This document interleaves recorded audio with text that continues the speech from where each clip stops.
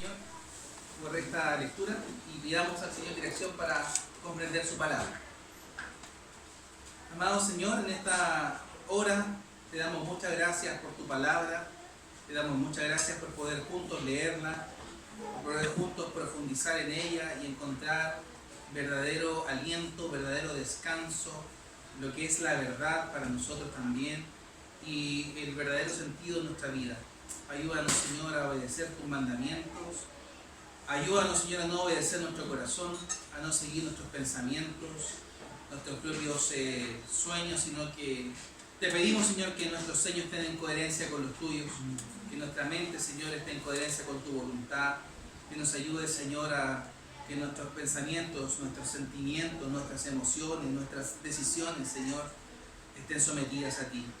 Te pedimos, Señor, que nos ayudes a guardar tus mandamientos y tu ley y que dirijas a tu iglesia, Señor, para que tú, Señor, seas quien nos rija, que nos levanta la debilidad, Señor, que nos alienta cuando estamos cansados, que nos corrige cuando estamos equivocados, Señor, y que nos muestra la verdad.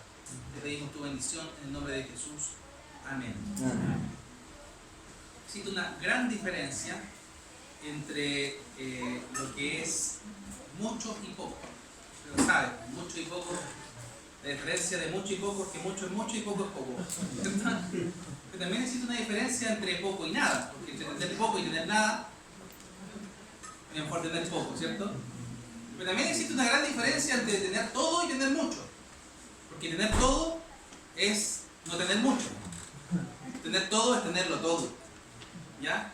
En cambio, tener mucho es una gran parte, es más que poco, es más que nada, pero no lo es todo. Bueno, Dios a nosotros nos provee de todo lo que necesitamos. El Señor es nuestro pastor y nada nos falta. Pero también, así como provee todo, Él nos da todo. Y Él también demanda todo. Dios no demanda nada de nosotros, ni tampoco demanda poco de nosotros. Menos, aunque usted no lo crea, mucho. Dios demanda de usted todo. Cuando Dios demanda todo, eso implica entender de que no está pidiendo una cosa, una partecita de nosotros, pero que nos sobre. Ni siquiera mucho, porque uno dice, ya, yo he entregado mucho al Señor, pero no es suficiente. Porque Dios quiere todo, porque Él entregó todo. Así como Él entregó todo y Él da todo, demanda de nosotros todo. Hoy día estamos hablando de la oración. Parte de este texto diciendo, pedid y se os dará, buscad y hallaréis, llamad y se os abrirá, porque todo aquel que pide recibe, y el que busca llama, y el que llama se le abrirá. Hablar de la oración nunca ha sido para mí, Sebastián Romero, un tema sencillo. Nunca es fácil. Esto se debe a que me encantaría haber llegado a este sermón o cualquier otro sermón de la oración, habiendo tenido horas y horas y una cantidad importante de horas de oración en la presencia de Dios, buscando su rostro y derramándome delante del Señor. Pero lamentablemente, y con toda honestidad lo digo, la cantidad de horas que me gustaría orar no la consigo y sigue para mí siendo un desafío. Y probablemente en esta confesión usted también se siente identificado, ¿ya? Me encantaría que alguno dijera, no, mi tiempo es espectacular con Dios, tengo una relación notable de horas y horas en la presencia de Dios. Y es un buen ejercicio el que yo he hecho el último tiempo, que no se nota, no es físico por si acaso, y es un buen ejercicio que en su celular está más o menos calculado cuántas horas usted tiene abierto su celular, las aplicaciones, qué sé yo. Calcule, si esas horas son diarias, si usted ese mismo tiempo lo invirtió en oración, en lectura bíblica y en meditación de la palabra del Señor, podría decir que estamos bien. Pero si hoy día dialogamos más con redes sociales que con el Señor, es que en algo estamos en deuda. La clave para cambiar esta costumbre del mal tiempo de oración y del mal tiempo de búsqueda del Señor, ¿sabe cuál es la clave? Orar. Porque no hay arte de magia. Para aprender a orar y para buscar al Señor, lo que tenemos que hacer es eso, orar. Meditar en la palabra del Señor y en la oración es aquello que en realidad deberíamos estar invirtiendo tiempo. Ahora, usted le pido que tenga la Biblia abierta ahí porque hay varios textos que vamos a revisar. Los ingredientes de la oración inicial ahí lo observamos, ¿no? Pedir, buscar, llamar. Son verbos que invitan a que nuestro corazón se doblegue delante del Señor y espere una respuesta del Salvador, de Dios. Claramente la oración no es solo petición. Uno puede ir en la oración a pedir, a buscar y a llamar, sino que hay otros aspectos de la oración, como cuáles podrían ser. La oración no es solo petición, también puede ser adoración. Usted puede orar al Señor para adorarle. Usted también puede orar al Señor, como decimos al principio del culto, confesando los pecados. Usted también puede orar en arrepentimiento, y eso ojalá sea a diario. Usted también puede orar pidiendo fe y pidiendo perdón. Puede orar en reconciliación. También puede orar con gratitud o agradecimiento. Y también hay petición. Pero al cierre de la oración hemos de decir como Jesús dijo en Mateo 26, pero no sea como yo quiero, sino como tú quieres. Amados hermanos, debemos orar más. Debemos buscar más al Señor. Debemos arrepentirnos de aquel terrible pecado que nos hace justificarnos en lo que respecta a la falta de oración. Echarle la culpa a otro o a otra cosa para decir por qué no estamos orando es claramente también un pecado. ¿Saben por qué? Porque Dios siempre ha estado allí. Porque su gracia no ha cesado. Porque su brazo extendido está con nosotros. Y porque debemos buscarle a Él mientras pueda ser hallado. Mateo 7 está en un contexto específico. El capítulo 6, en el mismo Sermón del Monte, Jesús había ya mencionado lo que era la oración. Jesús había dado claves y había enseñado un modelo de oración. ¿Cómo se le conoce ese modelo de oración? La oración del Padre Nuestro. Y explica todos los pasitos, desde una introducción interesante. Ustedes cuando oren no sean como los hipócritas, porque ellos aman el orar en pie en las sinagogas para ser oídos por los hombres. Dice Jesús, de cierto les digo que ya tienen su recompensa. Mas tú cuando ores, entra en tu aposento y cerrada la puerta, ora a tu Padre que está en secreto, y tu Padre que te ve en lo secreto, te recompensará en público. El Señor demanda de nosotros integridad personal, integridad del corazón. Derramando delante de Él de todo nuestro corazón. El Señor no quiere que lo hagamos de un punto de vista necesariamente público, porque la oración pública está bien. Qué bueno que nos juntemos a orar. Qué bueno que el día domingo elevemos una oración delante del Señor como comunidad. Pero el Señor quiere que usted doblegue su rodilla delante de Él diariamente. Y está más cerca de lo que usted cree. Está a 30 centímetros del suelo. Calcule una aproximada, unos son más grandes. Doble sus rodillas y busca al Señor. Ahora Jesús habla nuevamente de lo que respecta a la oración. Con estos tres verbos imperativos, ¿no? Los repito una y otra vez. Pedir, buscar y llamar. Porque todo aquel que pide recibe, y el que busca halla, y el que llama se le abrirá. Una cosa sí tenemos segura, hermanos, es que si vamos delante del Señor, vamos a tener una respuesta. Dice Romanos 8:26, y de igual manera el Espíritu nos ayuda en nuestra debilidad, pues que hemos de pedir como nos conviene no lo sabemos, pero el Espíritu mismo intercede por nosotros con gemidos indecibles. Siempre el Señor, hermano, contesta la oración sincera, pero a veces también puede que conteste que no, porque el Señor no siempre va a dar todo lo que queremos nosotros. Sin embargo, como un Padre sabio, nos da lo que nosotros necesitamos. Ahora, todas las cosas, dice Romanos 8:28, y a los que aman a Dios, todas las cosas les ayudan a bien. Esto es conforme a su propósito, son llamados. O sea, todo les va a ayudar para bien a aquellos que aman al Señor. En este sentido, también para concluir, respecto a este contexto de oración, las palabras de Pablo a los Corintios en la segunda epístola, en el capítulo 12, dice así: respecto a lo cual 3 veces he rogado al Señor que lo quite de mí, y Él me ha dicho, subraya esta frase, memorícela: bástate o te baste mi gracia, porque mi poder se perfecciona en la debilidad. Por tanto, me gloriaré más en mis debilidades, para que repose sobre mí el poder de Cristo. Por lo cual, por amor a Cristo, me gozo en las debilidades, en afrentas, en persecuciones, en necesidades, en angustias, porque cuando soy débil, dice allí, entonces soy fuerte. Qué bofetada aquella teología de la prosperidad que dice que usted lo puede conseguir todo, que usted tiene que ser un hombre exitoso, una mujer de ejemplo, una mujer exitosa, un campeón. Aquí el apóstol Pablo rechaza ese argumento diciendo que el poder de Dios se perfecciona en nuestras debilidades, en nuestras afrentas, en nuestras necesidades. Ahí se demuestra la mano poderosa del Señor que nos libera de esas situaciones. Entonces, hermanos, ¿quién de nosotros podría decir hoy con certeza: gracias, Señor, por las debilidades, gracias, Señor, por las tribulaciones, gracias por las dificultades, y pongamos el apellido, por las enfermedades, por las carencias? Gracias, Señor, porque la economía no está bien. ¡Wow! Gracias, Señor. Por un lado pedimos que se mejore la economía, pero por otro lado tenemos que saber de que el poder de Dios se perfecciona en las situaciones difíciles.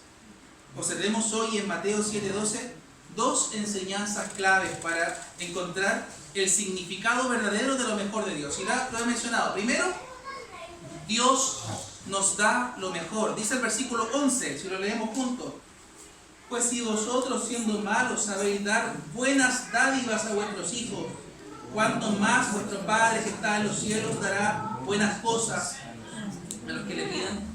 Fíjense esas dos palabras, buenas dádivas o buenas cosas.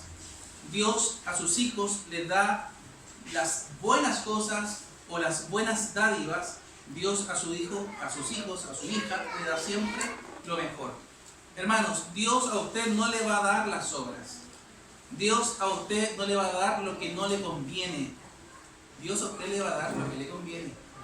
¿Por qué? Porque va a depender necesariamente de Él el otorgarle aquello que usted pide. Una cosa es segura, uno puede decir: Dios no me escucha. ¿Por qué? Porque no me respondió mi oración. Pero responder su oración conforme a su propio deseo. Pero Dios siempre responde. Dios puede que responda así, como puede que responda no, o puede que espere, pero de que responde, responde. Primero, los tres verbos aquí. Que Dios nos dé lo mejor no significa necesariamente que Él nos va a dar todo lo que queremos. ¿Cómo yo observo esto? Hay tres textos que quisiera mencionar. No necesariamente que usted lo busque, quisiera recordar las palabras de Job. ¿Usted se acuerda de Job? La frase que se lanza. Miren lo que dice. Dice Job: ¿recibiremos de Dios el bien y el mal no lo recibiremos? En primer lugar, también recibimos lo malo. No vamos a recibir siempre lo bueno. Ay, ¿cómo Dios va a dar cosas malas? No necesariamente. Que tengamos un pesar, una angustia, una tribulación, no significa necesariamente que eso en el futuro va a estar malo. En el aquí y ahora puede que esté difícil la cosa, puede que esté cuesta arriba, pero si el Señor nos permite eso, Él también nos va a dar la salida. Es como la interpretación que se da en la primera carta de Pablo a los Corintios, capítulo 10, versículo 13. Dice así: no les ha sobrevenido a ustedes ninguna tentación que no sea humana, pero fiel es Dios, que no los dejará ser tentados más de lo que ustedes puedan resistir, sino que juntamente con la tentación dará la salida para que puedan soportar. Tentaciones, tribulaciones, angustias, pesares están, pero la salida a esa situación la va a entregar el Señor. Segunda cosa: primero, recibir lo bueno y lo malo. Segundo, recibir conforme a su voluntad. ¿Qué es lo que dice primera de Juan 5:14? Y esta es la confianza que tenemos en Él, que si pedimos alguna cosa conforme a su voluntad, Él nos oye. Y si sabemos que Él nos oye en cualquiera cosa que pidamos, sabemos que tenemos las peticiones que le hayamos pedido. Primero, sabemos que recibimos de Dios el bien y también el mal. Segundo, sabemos que todo depende de su voluntad. Y tercero, cuando pedimos algo al Señor, debemos hacerlo con fe. Porque una cosa es entender que todas las cosas dependen del Señor, y otra cosa es la certeza de que Él puede hacer todas las cosas y que no hay nada que se pueda escapar a su poderío. ¿Se entiende? Ejemplo: cuando usted está enfermo y le pide al Señor por sanidad, pida con fe sabiendo que Él lo puede sanar. Pero el acto de sanar o no sanar le pertenece a Él. ¿Se entiende, no? ¿Sí? Yo lo entiendo. Dice así Santiago 1:6. Y esta es la confianza que tenemos en Él, que si pedimos alguna cosa conforme a su voluntad, Él nos oye. Eso ya lo leí, ¿cierto? Ya, Santiago 1:6. Lo rayé re mal. sabiduría. Pídala a Dios que da abundantemente. Dice así: pero pida con fe, no dudando nada, porque el que duda es semejante a la onda del mar que es arrastrada por el viento y echada de una parte a otra. El que pida a Dios, ¿cómo pide entonces? Okay. Con fe. Porque sin fe es imposible que usted pueda agradar al Señor. Entonces pide conforme a su voluntad, pide sabiendo que Dios recibe las cosas buenas y las malas, pero también pide con fe. Hermano, cuando vaya a pedir algo al Señor, pida con fe. Pida con fe, crea que Él lo puede hacer. Y si no lo hace y dice que no, amén. Y si dice que sí, amén.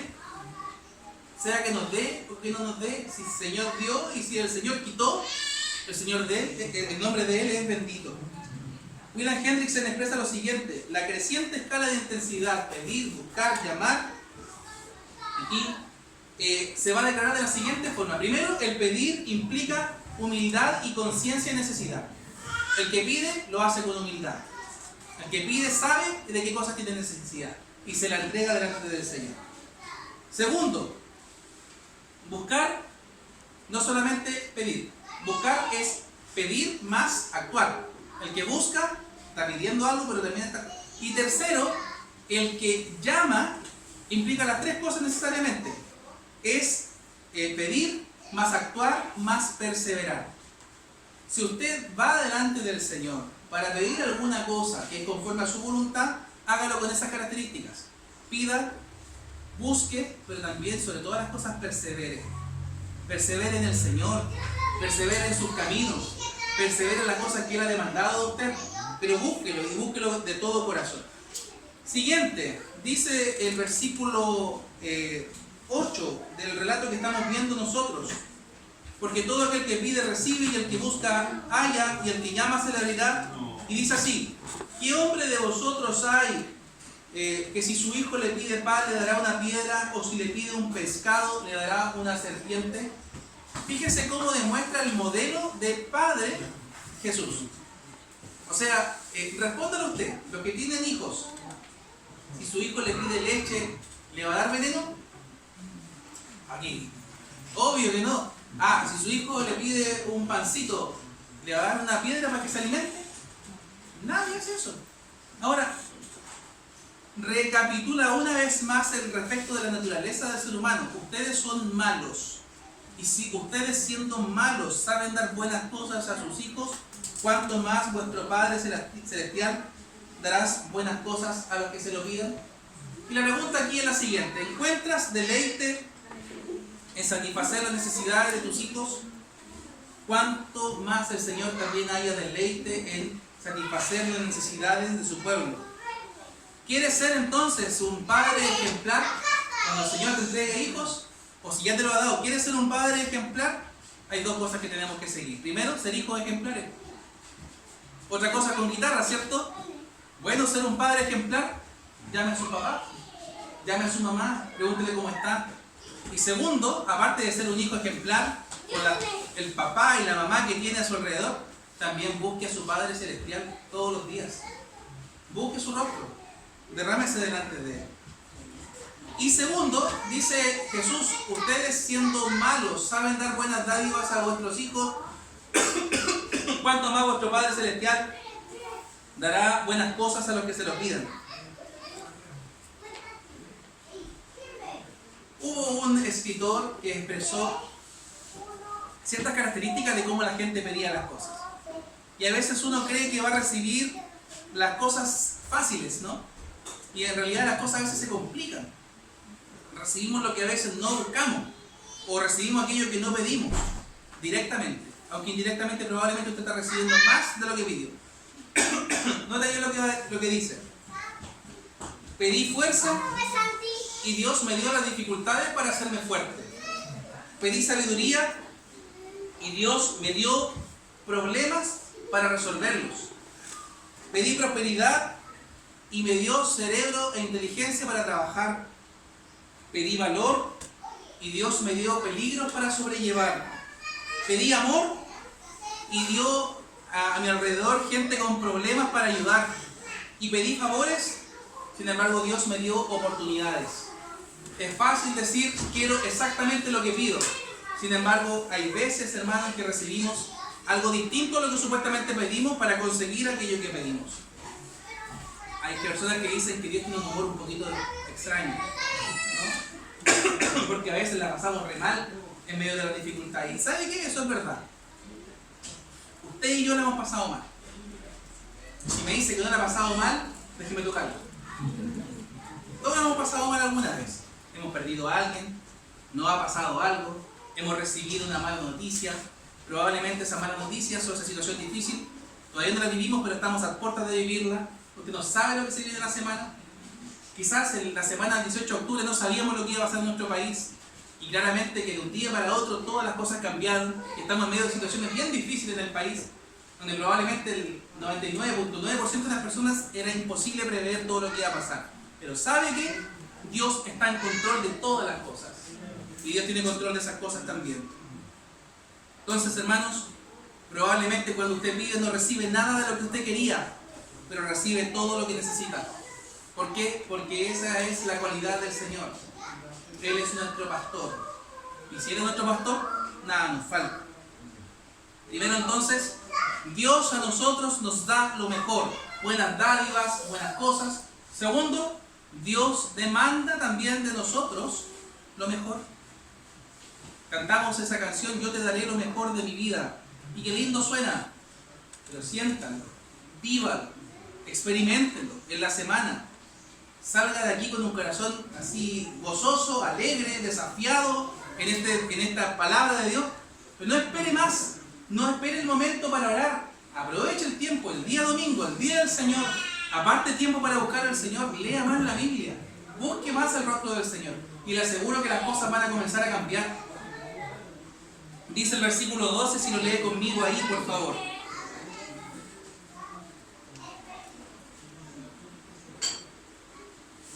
Dice así: así que todas las cosas que queráis que los hombres hagan con vosotros, así también haced vosotros con ellos, porque esto es la ley y los profetas. Tiene un nombre esta declaración. ¿Ha escuchado usted la regla de oro? Esta es la regla de oro. La ley de Dios fue dada a su pueblo en base a una relación de pacto. Un pacto que se sustenta en el amor de Dios y en la liberación de la esclavitud. 10 mandamientos. ¿Cuál es el primero? ¿Cuál es el primer mandamiento? Amarás al Señor tu Dios, ¿cierto? Pero fíjese usted que ese mandamiento de amar a Dios tiene un sustento. ¿Y sabe cuál es el sustento? En que Él nos amó primero. Usted no tiene que amar a Dios desde un punto de vista ritualista o solamente por una condición legal, jurídica. Usted tiene que amar a Dios porque Él a usted le amó primero. ¿Y por qué digo esto? Miren lo que dice Éxodo 22. Yo soy Jehová tu Dios que te saqué de tierra de Egipto y de casa de servidumbre. Y esa declaración que Dios le da a los hebreos en el monte Sinaí y que es refundada en las llanuras de Moab en Deuteronomio 5, también son las mismas palabras que le declaran a usted hoy. Yo soy el Señor tu Dios que te sacó de la esclavitud, que te sacó de los momentos difíciles. Por tanto, amarás al Señor tu Dios de todo tu corazón.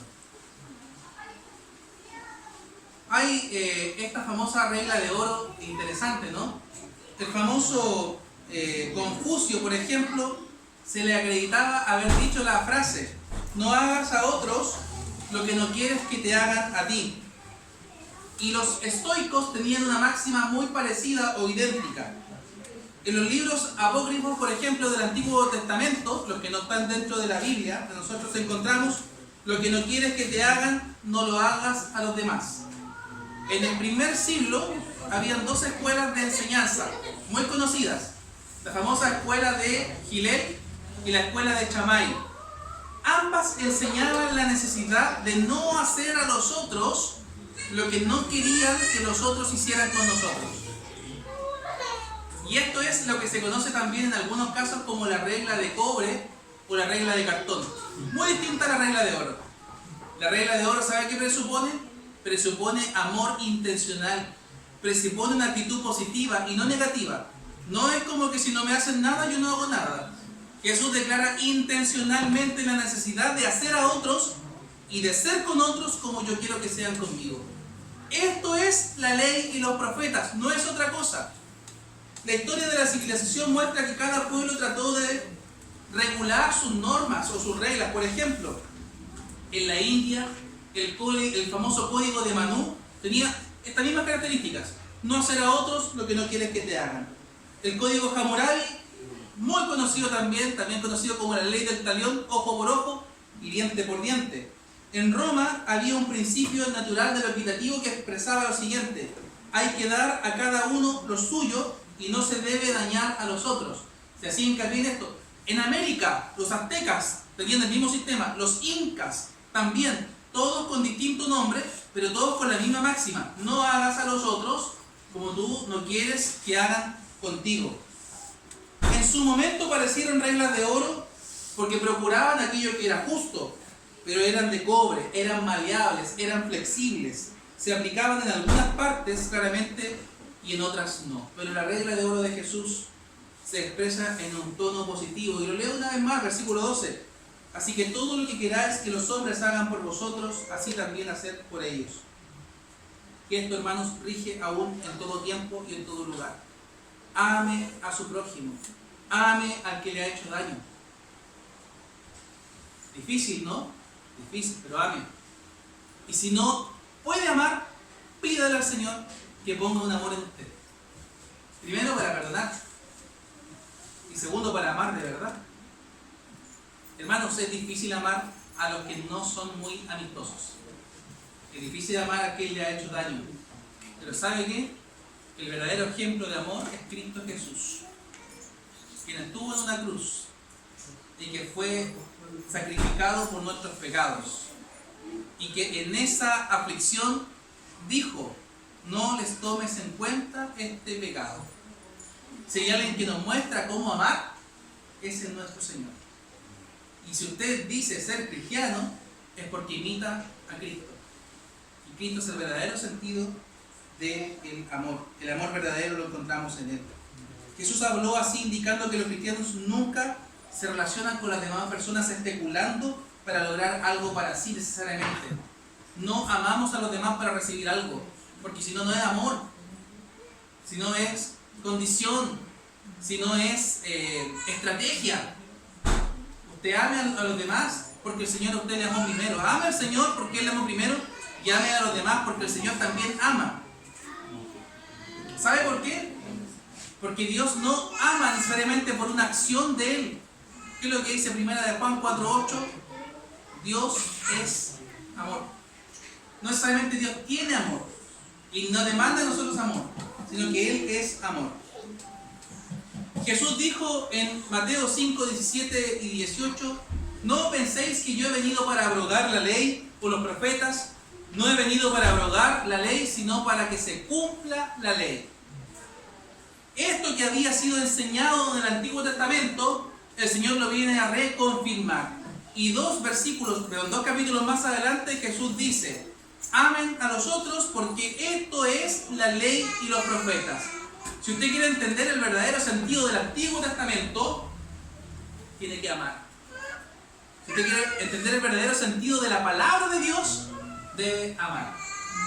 Entonces, pidámosle al Señor en esta hora que quite todo rencor de nuestro corazón, que quite todo odio que no nos deja avanzar, que quite todas aquellas cosas que no nos dejan vivir, que nos quitan el sueño, que nos ayude el Señor a perdonar, que nos ayude el Señor a pedir perdón, que no anidemos esas cosas, esas raíces de amargura en nuestra mente. Con las personas que nos cuesta pedir perdón, pídalo, hágalo, y va a encontrar la liberación, como el Señor nos demanda y nos enseña en su palabra. Entonces, hermanos, para concluir, Dios nos da lo mejor, pero también demanda de nosotros lo mejor. Él quiere que le honremos y que le sirvamos, no de mucho de nuestro corazón, no de mucho de nuestra mente, no de mucho de nosotros. El Señor quiere de nosotros todo. Cuando dice todo, es todo. Oremos al Señor.